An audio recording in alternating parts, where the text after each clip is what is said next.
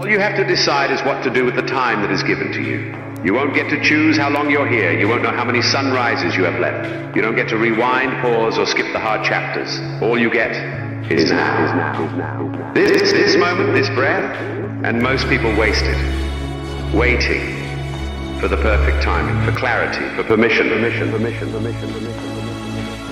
For those of us living a life where our purpose doesn't need permission, capturing fulfillment and meaning in every moment we're alive.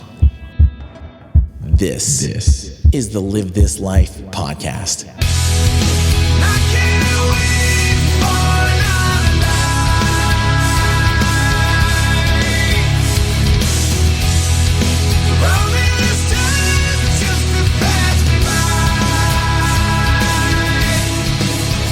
I'm your host, Heath Cummings. I'm here to inspire you to ask yourself the question every day. Are you living? Or are you killing time?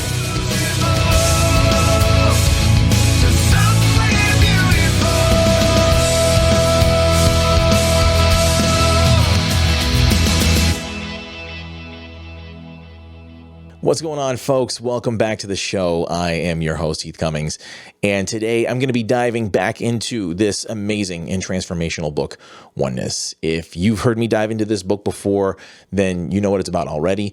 If you've never heard of this one, I guess I would say buckle up, because this one really shakes up your entire understanding about this crazy ride of life that we're on. You know, this book takes some of the very important challenges and lessons that we go through or that we grow through in our lives, and it quantifies those challenges into something meaningful. It gives them meaning. And through that meaning, it defines sort of the purpose and the lessons that those challenges were meant to present to us in this school of life. You know, and I've often heard people refer to, you know, the lives we live as human beings as Earth School. And I totally subscribe to that because we were put here from wherever we were before this existence, and we were put here for a reason. And I believe it is to experience this roller coaster of life, this unique existence that we have here at this place and at this time, and you know, experience the ups and the downs and everything in between. And this book really is like a guidebook for the recently awakened, you know, people who realize that our lives are more than just this, I don't know, this meaningless existence that we're just here, we're organisms eking it out. There's something much deeper than that. And, you know, having this book is sort of a sense of where to go when you've gotten to that point, like this, wow, this life really has to mean more than something. And you start to dive into spirituality. This book is just that, you know, like the book in the movie Beetlejuice, where it was a guidebook for the recently deceased. This one is one for, I think, the ones who are recently awakened and alive and feeling alive more than ever. And they're just trying to find what their direction is. And this is really a great text for all of that. This one is really for those who realize that the stuff we experience does have some kind of a grander purpose. And this amazing book helps us find that purpose in our own individual experience here. So if you want to get your hands on this book, Oneness, I would highly recommend that you do, as it is one that I've gone to many times. You can see the edges of this thing are pretty frayed from some long trips. This thing has gone back and forth to Cape Cod more times than I can count.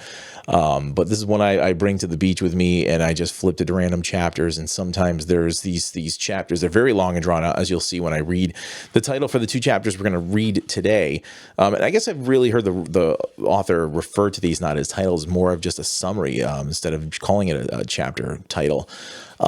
But this book is one I've dove back into numerous times and have gone back and forth on it at some of the most difficult times and when times are going good. It's just one of those books you can just pick up and it leaves you just feeling just sort of amazing sense of calm and understanding about whatever it is that's bubbling up for you in your life. So if you want to get your hands on this book, I will link this in the show description, but go to Oneness website, all one word, .com. So it's ONESSWEBSITE.com. Or you can go to Amazon and you can find it there. The author actually has an Amazon store. So I will put both of those in the top of the show description, so it's very easy for you to find and go and order your own book. All the chapters we've read so far, I will also link those right below that in the show description. So if this is the first time you're hearing this book and you want to go back to the beginning and listen, I'll make it easy for you, and you can just go right to the show notes and you can start listening to chapters 1 through 12, because we're on 13, 14 today. In the last chapters of 11 and 12, we were talking in that section about judging our own paths against that of another. I've heard a lot of people in the spiritual communities doing that, and I've caught myself doing it myself of, how do I have this place of having this perspective and feeling like I can talk about things on a podcast like I'm some kind of an expert. No, absolutely not. I am absolutely 100% not an expert. I am just an enthusiastic student who loves sharing the stuff that I'm learning, because I feel like none of us are actually, even the people who've studied these things for years can never really call themselves a master. There's always something more to learn. And judging our own path against another is just something that I see a lot of people doing. And, our paths are unique to us. And we need to focus inward on that path and take a closer look to see if we are passing by certain signposts and everything that show us it's time for an off-ramp. And that's what that section was about. This one goes further down that road, and it basically makes us look inward even more to pay attention to exactly what it is that's going on. And what's going on is a constant process of ascension. I've heard people refer to ascension and enlightenment like it's some kind of a destination that we arrive at some point if we've learned enough and we've become worthy enough. And that's not it. Ascension is an ongoing process. It's not a destination that we should try to actually travel to. And really, the awakening process is that point of ascension. It is constantly an onward and upward move for all of us. And really, the awakening process is for only those who are really daring to challenge themselves and everything that they know and shake up everything that they learned through a certain point of their life and relearn it all in a whole different way. And in that process, we learned to shed a lot of different things. And in these 2 chapters we're going to read today, talk a lot about those things that we can expect to shed. And transcending the victim mindset is one of the biggest ones. And this chapter comes up so much for me because I have just experienced those people so frequently lately. People who are just wanting to tell the same story of adversity and what's holding them back. And the reason why they're not in the place that they want to be in their lives was because of this long drawn out thing that was behind them. And the things that happen to them on a day-to-day basis are just that. It's things that happen to them instead of happening for them. And transcending that mindset and seeing higher purpose and all those things is part of this awakening process. And this chapter dives deep into that and give those things meaning so that it can ultimately lead to our highest evolution. And we often will resist that energy behind the circumstances that can transform us. And those things are calculated purposefully to change us in certain ways. And we experience pain sometimes, we perceive certain setbacks, but what we don't see sometimes is the lesson that's meant to teach us something through all of it and level us up throughout the course of that. And so we miss that lesson entirely. And then we act confused when our lives don't change and we're going through this adversity over and over again.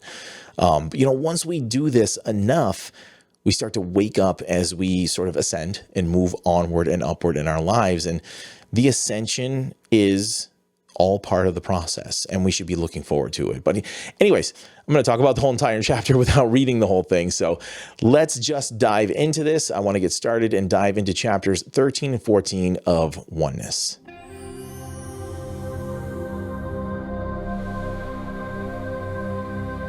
So we will dive into chapter 13 of Oneness. And like I said before, each chapter has sort of not so much a title, but a description of what to expect. This one is titled, Embracing the Divine Moment, the Acceleration of the Process of Experiential Compensation for the Past. Recognizing the radical change in the ground rules that govern physical reality, becoming the rock upon which all else rests. Resistance to the changes that are transpiring within you will necessitate prolonged repetitions of categories of experience that, essentially, you have outgrown. As long as you cling to the idea of the way life is supposed to be, your life circumstances will continue to reflect a perspective that sees itself at the effect of circumstances beyond your control. That experiential evidence contributes to the perpetuation of a mindset that views itself as a victim. And around it goes, the experience reinforcing the presumptions and the presumptions setting the stage for experience. Eventually, you tire of the injustice of it all. And in some poignant moment of desperation, you will begin to dig within yourself and to unearth the clues that ultimately will lead you out of the wilderness. As you reach saturation point with the experience of disappointment and suffering, you will have set the stage for the shift in consciousness that can begin to create life anew. For unbeknownst to you, the life you believe yourself to be living has not remained a static condition. You've assimilated much in the way of amplified vibration and would have opened the doors to the higher perspectives that you, as an elevated soul, understand and embody. Yet, still enmeshed in the complexities of your life script, you've done everything in your power to resist the radical change that those levels of energy are calculated to stimulate. And most likely, you've continued to cling to the remains of your self-styled life raft as it begins to drift into the turbulent seas of change. It is true that you were not prepared for these times, not in the way you expected to be. You were not taught to expect that suddenly in midstream, your life would veer off course, and you would be without a compass or a map or any of the other externalized crutches that you've taught yourself to rely upon. All that remains are the clues that begin to emerge from within. And in shifting the weight of responsibility for navigating your way through these uncharted seas from what has been learned to what has never been forgotten, you are once again on your way. This time, however, the way has altered. It has all the familiar landmarks, but the landscape in which you find yourself is a shifting one, and you learn instinctively to float within the fluidity of its embrace. This is not the world of the pre-programmed automaton that goes through the motions of enacting his robotic routine with predictable results. All that might have been predictable has been deleted from the program. And in increments, you begin to experience a taste of the magnitude of the real power that is your true essence. With a boost from the accelerating vibrations of the world around you, you've been catapulted into new levels of experience, parallel and augmented levels of reality that enable you to transcend the nature of how you experience life. In essence, you have ascended. And how you adapt to the subtle differences in the nature of your new surroundings helps to determine the level of struggle you will continue to encounter as you acclimate yourself to the conditions of unrelenting change. As each level is encountered and each set of conditions is assimilated vibrationally, you begin to refine and re-refine your perception of the nature of your reality and your place within it. And you recognize that you are invested in an ongoing process that has a distinct sense of where it is headed and has no need of your logical mind to steer the ship. With each profound level of vibrational augmentation you assimilate, understandings emerge as knowingness, and you become quite comfortable with a process that begins to put the past and the trials of transformation in perspective. These understandings are not in the form of facts with which you have been schooled, but rather in the form of a vantage point that has always been within you. But until these times of upheaval, these understandings were dormant, waiting for a frame of reference to give them relevance. Having transcended the conditions that kept you blinded and limited levels of perception, you are able to see what, until now, you could not. Your world and your place within it have shifted, ever so slightly at first. And you may not even notice initially that you are in fact somewhere else. And then it happens again and yet again. And slowly you begin to understand the nature of what is truly happening within you and the world around you that reflects it. Ascension is not a one-time hurdle that, once traversed, is an event regulated to the past.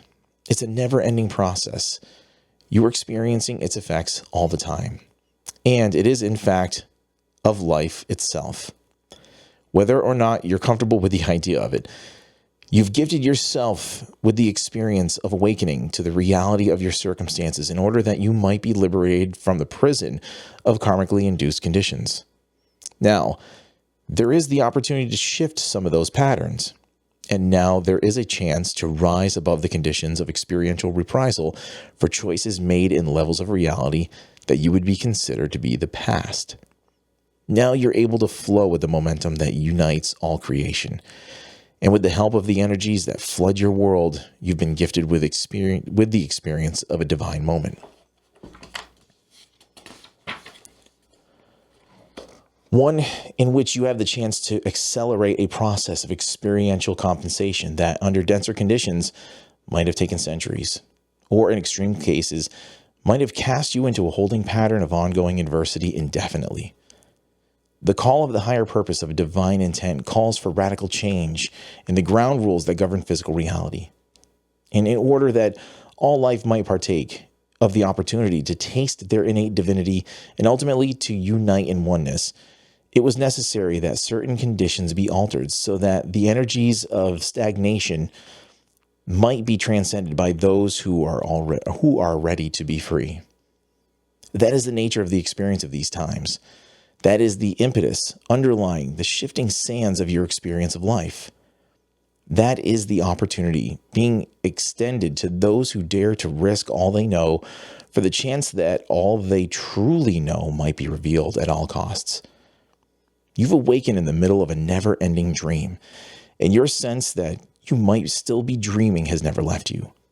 Yet now it doesn't seem to matter, for you have had a flicker of illumination at center stage, and you have seen sure signs that the entire drama in which you experience your self-awareness can be altered at will. You've experienced evidence that in this particular dream, you are not the hunted. The innocent who lives at the mercy of the volatile whims of a hostile world. You've declared a timeout in the midst of all that chaos, and you've glimpsed yourself safe in the sanctity of all that swirls around you. In all likelihood, you haven't remained in that sacred center longer than a moment at best. But the realization registered nonetheless that somewhere within the realm of possibility, there was that indescribable sense of peace. And you reorganize that state of beingness. For it is the nature of your own very essence. And this time, you will not be required to spend lifetimes trying to recapture the magnificence of that moment. You gave yourself that experience in what you may suspect is some kind of dream state. For you know that this is the time the sense of that connection would not be forgotten. Ultimately, you will realize that you have not been dreaming, for you're no longer asleep. The unrealness of the sense of separating from the circumstances that taunt you and thwart your will begins to establish for you a sense of separation from the illusion that you consider to be your life. You are not this nightmare, and whether or not you wish to continue acting it out becomes a question of choice. You've been given a split-second glimpse of your own sacred essence as separate from all that, safe in the silence at the center of the cyclone, so that the choice might be identified as an option that can be acted upon at will. You are not in this movie unless you choose to perceive yourself to be. You are, in fact, watching it. And the seemingly unrelenting circumstances that you have been in their grasp are, in fact, illusory devices that you have created to install certain levels of awareness and understanding. Each blow to your pride, each disappointing outcome is no more than an instrument of your own will, a symbolic prop in which you, as the consummate playwright, sought to mirror yourself. With the help of these powerful experiential symbols, you've scripted the opportunity to see yourself in action and to begin to recognize the moves and the lines you know by heart and to see beyond it. Ultimately, you'll begin to notice the correlation between your unbridled intent and the shift in the circumstances you are able to draw into your life as experience. And there will be no doubt that you have begun to manifest a different caliber of experience, one that emanates from a space of inner trust and contentment rather than from churning core of fear and turmoil. The evidence of that fundamental transformation of the essence of the being within is reflected back upon you everywhere you look. And there can be no doubt of the power of inner peace made manifest that has become your experience of physical reality. The symbolic representations of the thought forms that float freely within your consciousness will continue to manifest during this transitory stage. And the harmonious foundation on which life has begun to rest will continue to be peppered with episodes of adversity and discord. For your reality is a vivid representation of all that dwells, overtly as well as dormantly, within your consciousness. And until you've manifested the opportunities as life experience to draw the deep-seated energies that are harbored within you into release and ultimately to closure, those energies will continue to emerge in the form of life experience. Your consciousness is not a bland canvas devoid of bias and passion, simply because you have been drawn deeply into your transformational journey and have conscious awareness of the symbolism represented by the images that unfold before you. You are still a product of your own unique essence, your conditioning, and the unresolved remnants of the dramas and traumas of your full incarnate history. All are still factors actively in play, in drawing to you, and in refining the resonance of your experiential reality. What will have shifted as you continue to sift through the day-to-day details for the clues of life's mystery is the background of inner harmony against which it all now unfolds. The challenges which manifest naturally in the lives of everyone will continue to emerge in your reality as well. Yet now these conflicts are not perceived as the earth-shattering catastrophes that they may once have been. You've been conditioned yourself to sidestep much of the provocation that you continue to magnetize into your energy field. And in doing so, you've begun systematically to dissipate the energies that habitually have drawn these kinds of circumstances to you. Slowly, you begin to become aware that the intensity of these interchanges has waned. And now you're able to weather what might have appeared as a potential storm of major proportions, with barely a ripple upon the waters within. You will have succeeded in structuring a renewed sense of inner trust, built in increments upon a foundation of growing experiential evidence that, despite the accelerating momentum of the changes all around you, you've become the rock upon which all else rests. All the trappings of external security upon which you once relied unquestioningly have all been shaken or destroyed or abandoned. The relevance of much that was once considered irrefutable is now in question. The scripted role that you seized in the idealized passion of youth is now visibly flawed. In the aftermath of all the disillusionment, of the fragility of all that you presumed was etched in stone, you unearthed your own eternal essence.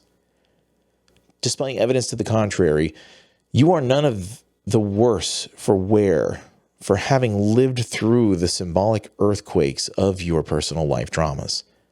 If anything, your sense of resourcefulness has been strengthened. Your resiliency has been reinforced. In the absence of much, if not all, of what you experienced, you would be able to bank on something indestructible and timeless remained, your own sacred essence. It is that very same essence that you have set about to excavate from within, the core of your fears and your mentalized conditioning. Buried in the depths of your illusion, far beneath the distortions, all you were taught to believe was a level of self that would remain untouched. It is that precious spark of your own divinity that you sought to discover safe within you when all else failed, as you knew it would. You were the one who set it up that way. When the shreds of the illusions with which you cloaked yourself had fallen to your feet and you were at last naked of pretense in your own eyes, you would perhaps for the first time be ready to see it. Some of you have battled more inner resistance to the simple truths of who you really are more than others. And some have left the aftermath of the war zone in your wake.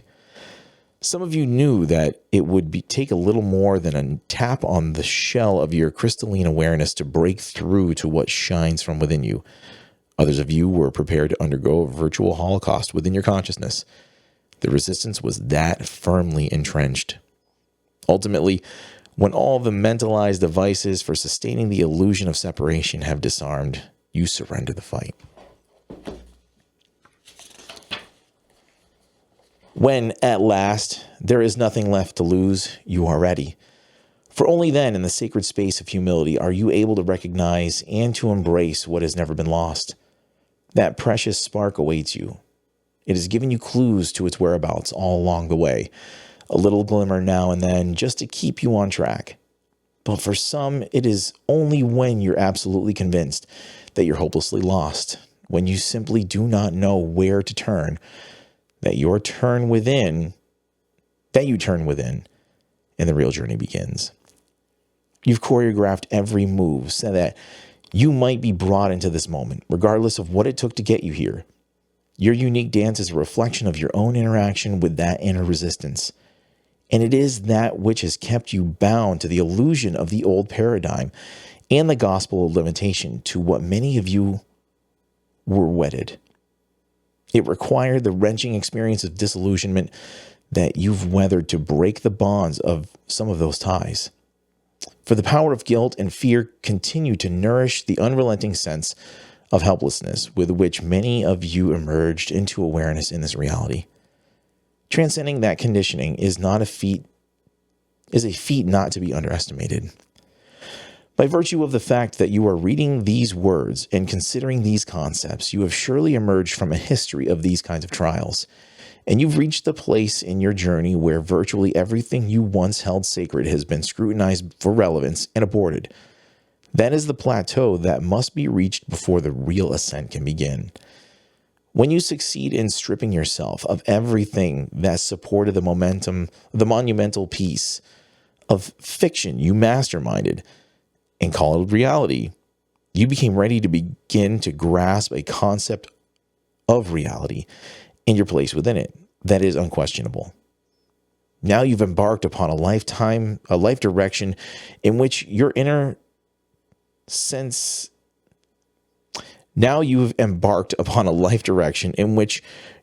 sensing determines what is and what is not so. And the power of the consensus understanding of what is real and what is unreal is known to be irrelevant if it cannot be verified by how it feels to you. It becomes less of a question of what can be validated through analysis and lengthy journeys through the labyrinth of logic than what your own heightened sensibilities confirm to you. And you begin to rely more on your own inner truth and less on the roadmaps of a bygone world to guide you through the uncharted territory before you. These times represent an unprecedented crossroads for many, for you've emerged in awareness at a place where many worlds intersect. Your perceptions and the choices they prompt you to make will help to determine just how rocky the climb ahead will be. Those of you who have reached a place of inner surrender to the majesty of what you have begun to experience in your inner world will encounter the path of least resistance, which will lead you on the next leg of your journey. You will recognize it inwardly, even though you may believe it to be the great unknown. For the part of you that has opened at long last knows it well. And that's it for chapter 13.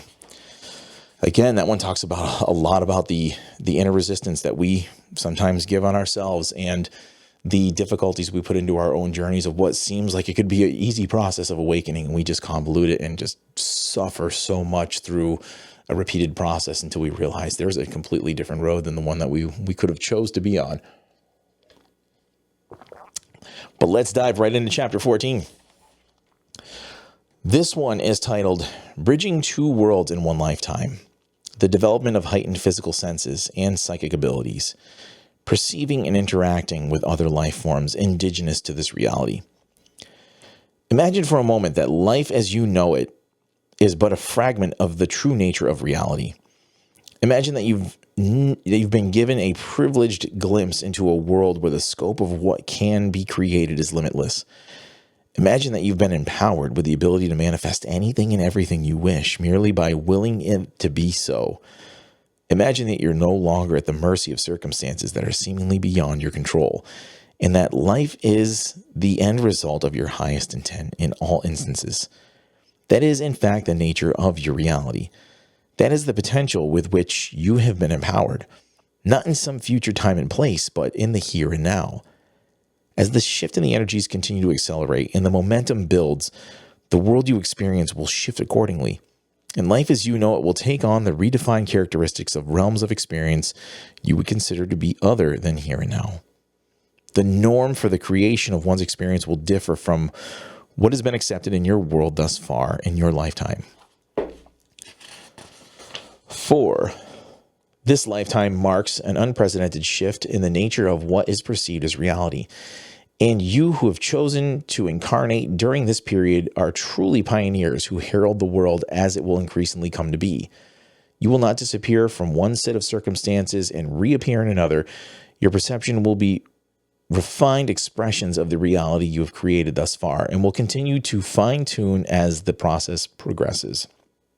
Ideally, those of you who have come into awareness of what is indeed transpiring in these times will succeed in circumventing some of the pitfalls in the shift toward instantaneous manifestation.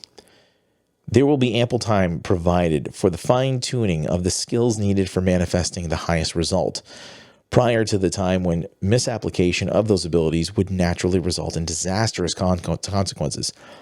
Some of you now reading these words whose amplified vibration would place you at an accelerated level of this process are experiencing the poignant results of those abilities in advance of the population at large. And many are struggling with the circumstances that are the result of those newly enhanced yet refined skills. In the times to come, the population at large will collide head-on with its ability to harness the potential to create instantaneously with focused intent. Those who have not yet released the superfluous baggage of negativity prior to reaching those levels will have created circumstances that will undermine their ability to retain form at higher levels. The shift will be sudden and dramatic in many instances, and there will be those who rise to the occasion and transform their lives in a seemingly miraculous way, virtually overnight. Others will succumb to their conditioned adherence to the rules whose obsolescence becomes increasingly obvious to those whose awareness flows within the tides of change. The weeding out process of who will be able to move forward in their present form will thus be accomplished, not by outside determination, but by one's own choices. Those who are not able to assimilate to the heightened levels will have created circumstances which provide an exit from their present life script and will be provided the opportunity at the appropriate juncture to reemerge in form at levels of manifestation that are more suitable. Those who are able to master the challenges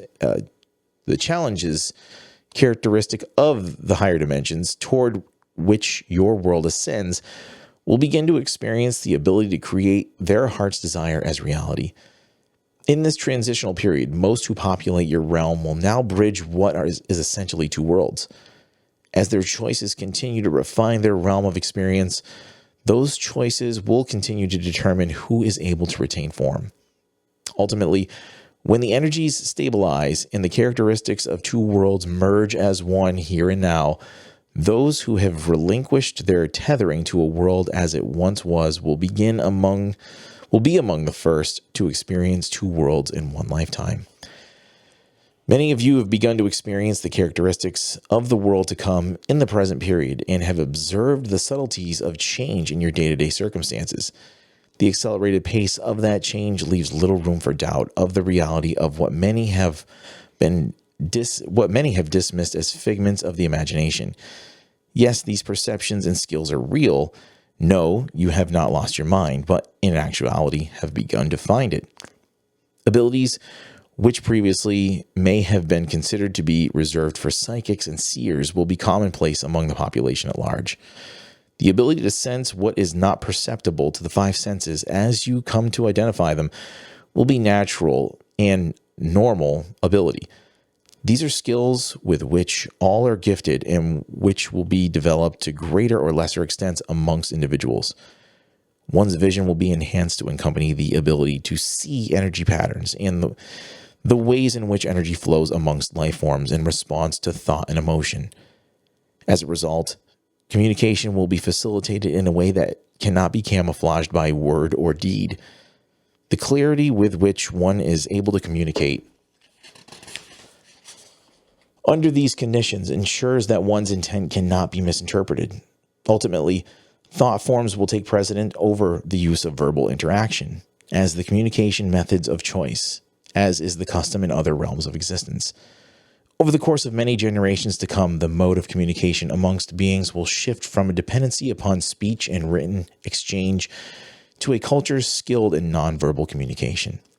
In the times to come, you will have relinquished a dependency upon the limitations that separate humankind culturally into isolated pockets of humanity, and will have taken the quantum leap into realms of interaction that eliminate the barriers that now ensure separation.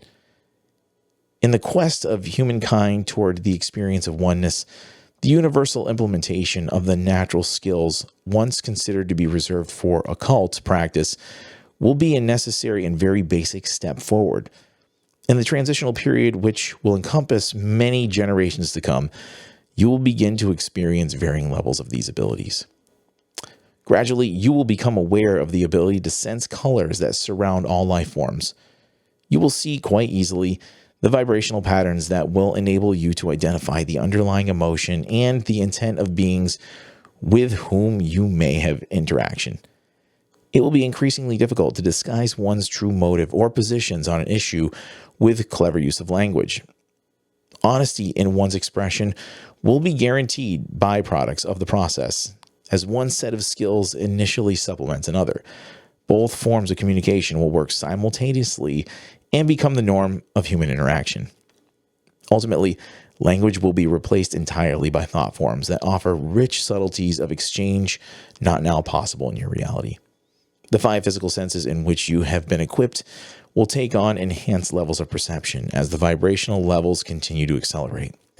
Food will bring exquisite levels of pleasure to one's senses as one's sense of taste and smell allows for fuller expression. You will begin by noticing, perhaps only causally at first, that particular dining experiences are exceptionally enjoyable. You may choose to credit the skills of the chef with the outstanding cuisine, yet it quickly becomes apparent that the experience of dining has taken on heightened levels of pleasure consistently, and it becomes obvious that it is one's own senses that have become refined. As the levels continue to accelerate, the levels of pleasure possible increase accordingly. These categories of pleasure experience serve to open you to the higher energy centers you refer to as chakras and facilitate for you the higher levels of energy integration necessary for continued progress in the ascension process. The sense of smell with which you have been equipped is a doorway to the higher consciousness toward which you strive, whether knowingly or not. The heightened ability to perceive the subtleties of fragrance will serve to open for you expanded avenues of expression and experience. The sensuous nature that is the natural human condition has been culturally inhibited over the course of countless generations. In what you consider to be your civilized world, in what you would deem more primitive cultures, human sensuality is an esteemed aspect of one's nature and one that is expressed openly with great joy. As one's senses take on heightened levels of perception, it will be difficult to repress the levels of pleasure possible from the simple act of smelling a flower, for example. The barriers of culture will begin to crumble as the simple pleasures of existence become powerful focal points of life. The joy of being alive will come into full expression and will be universally undeniable. The priorities of striving for the sake of material gain will begin to erode as one's heightened sensibilities open one's consciousness to very different avenues of focus. And the complexities of present-day existence will give way to an emphasis on simplicity and love. Sound vibration will be recognized for its significance as a means of transmitting emotion and will be a key to opening up of one's feeling nature. Sound therapies will emerge as a field of major importance in maintaining the physical well-being of the human form. Emotional health is the key to the maintenance of the physical form in an optimum state of vibrancy. The opening and clearing of blocked and repressed energy centers will be facilitated by constant exposure to certain forms of music. Engulfing the senses in the rhythmic patterns of vibration afforded by selected types of music will serve to enhance one's ability to integrate the higher vibrations and accelerate the ascension process. Using this vibrational gift will become a process through which one becomes attuned to one's own emotional response mechanism to determine which patterns of vibration will best serve to clear the various levels of blocked and stagnant energies now undermining the human condition. As one's sensitivities become enhanced as a result of energy integration, one becomes aware that certain patterns of sound stimulate the emotions assessed through particular chakras. The correlation becomes easily identifiable, and the field of music will emerge as the integration of an art form and therapeutic science in humankind's quest to perfect the health of the physical body. By stimulating the experience of selected emotions, one is able to bring to the surface and to release stagnant energies that are the underlying cause of disease and ill health. Often, these emotions lay dormant in the subtle bodies, having been carried forth through lifetimes of accumulated neglect. Beneath the surface of even the most consciously aware amongst you are eons of experience for cultural reasons have not been integrated into the energetic whole. It is not necessary to re-experience the context of the episode that lingers within you as energy, for the vibrational clearing prescribed does not require the understanding of the mind, but rather the knowingness of the feeling body. It is not necessary to know, for example, that a sense of sadness that may be present was instilled by an unresolved grief in a prior lifetime. The circumstances that precipitated the emotional blockage are irrelevant to the fact that there may be an underlying aura of sadness in the energy field of a particular individual. One's curiosity may be piqued, and there may be indeed a certain fascination to the discovery through access to altered states of consciousness of the details of other incarnations, but the point of the exercise would have been missed entirely if the common thread experienced as emotion were not identified and dealt with. It is entirely possible to access and to release the layers of blocked and repressed emotion accumulated over lifetimes by becoming aware and sensitive to the categories of emotion being stimulated by experiences in this lifetime. When one allows oneself full expression of what is felt at the deepest levels of one's emotional body, one serves to clear those blockages and to open the heightened sensitivities of which one is capable. Stimulation of the physical senses with conscious attunement to their correlation with particular categories of emotion is a direct and highly effective way of clearing the energies that can inhibit progress achieved at higher levels. The enhancement of one's vibrational key to all one would wish to accomplish in this transitional time. Avoidance of any interaction that would be counter to that focus would be an act of choice. Tuning into one's natural abilities to sense energies, it would be advisable to exercise selectivity as to where and with whom one interacts in one's day-to-day activities. Individuals whose energy resonates discordant with you are likely to drain your vibrational levels during an interaction.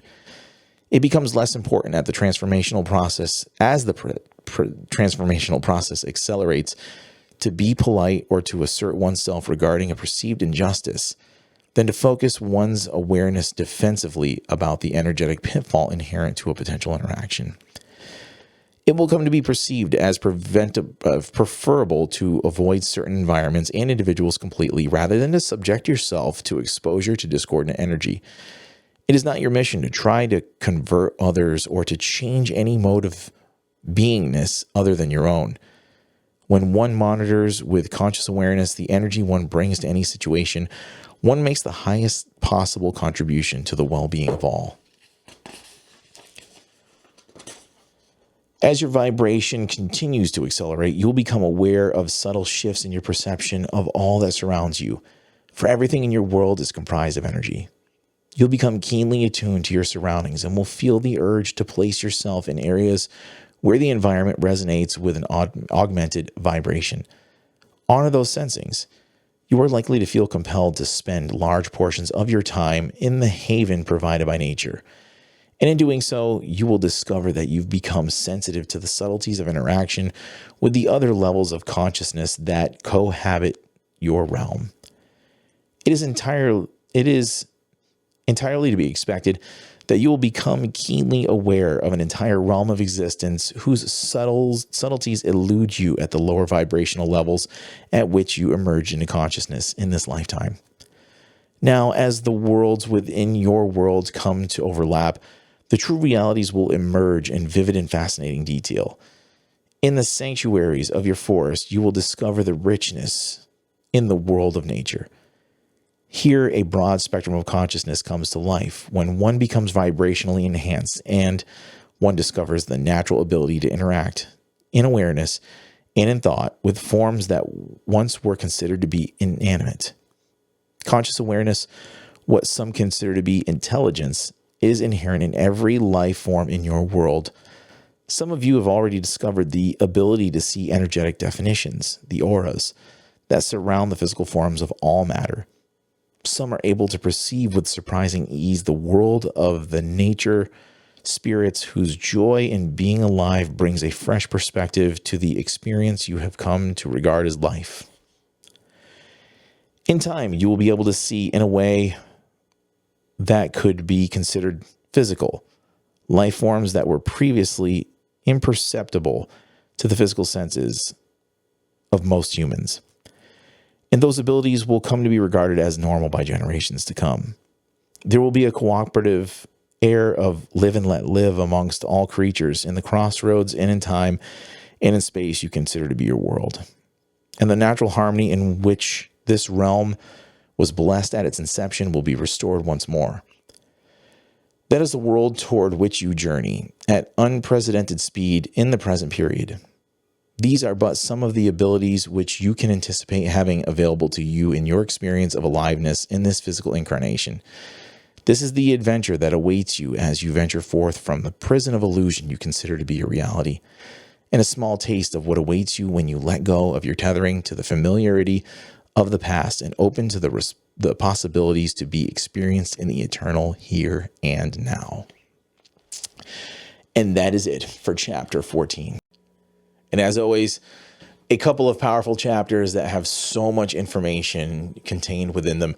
I've read these and listened to these numerous times, many times over, and it's kind of crazy. And in a lot of the book, it will talk about these times, and it's I guess a pattern because it is, I guess, expected in a lot of different religious prophecy, Bible, so many different areas of a certain period of awakening when, some have prophesized Christ's return. Some have prophesized that it's not actually a person that's returning. It's a consciousness. It's a Christ consciousness, a consciousness of unity.